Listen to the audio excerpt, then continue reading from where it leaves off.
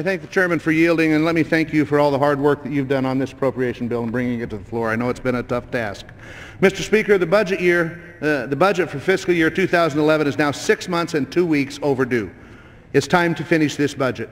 Through this legislation, Chairman Rogers and the Appropriations Committee have achieved what some thought would be impossible.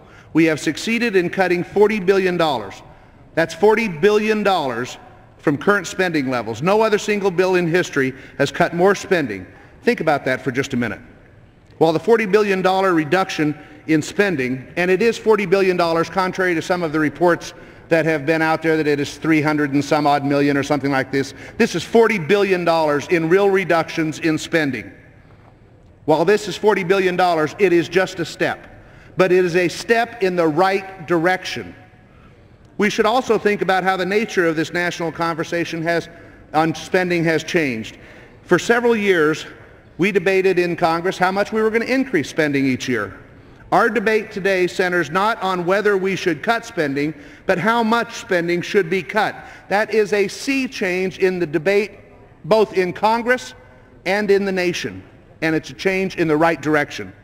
The Interior Subcommittee, which I'm privileged to chair, has cut spending by 8.1% or $2.62 billion below the FY11 enacted level. Virtually every agency within the budget has been cut. The CR cuts EPA funding by $1.6 billion or 16% below the FY10 enacted level. Funding levels for land acquisition programs are reduced by $149 million or 33%, and on and on. Even with these deep cuts, funding levels for operational accounts are sustained to prevent employee furloughs and the closure of national parks and forests, wildlife refuges, Smithsonian museums, and other sites.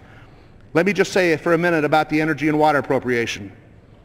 Although no funds were included in the energy and water appropriation to continue and proceed to build Yucca Mountain, I don't want anyone, and I'm speaking particularly to the NRC and the Department of Energy, to misinterpret this vote. Congress has voted and spoke many times on the issue of Yucca Mountain. Do not misinterpret this vote that this is a vote against Yucca Mountain. What we are saying is to the NRC is proceed with Yucca Mountain, and NRC, do your job, which they have failed to do. As I close my remarks, I want to echo what both Chairman Rogers and Ranking Member Dick said about the staff. Unless you've been on this committee or on any of the committees, the public generally doesn't know the hard work that goes on behind the scenes to make this all possible. And I want to thank the staff of both the Appropriations Committee and really the staff of the House, the staff that sits up here on the dais.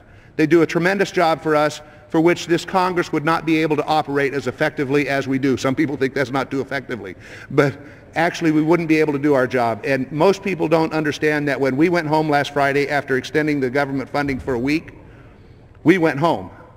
They were here all day Saturday until well into Sunday morning, and then all day Sunday till well into Monday morning in order to get the job done so that we could do this for the American people.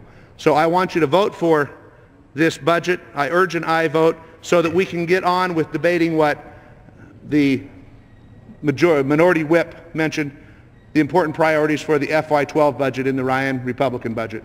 We appreciate that, and I yield back the balance of my time. Gentlemen.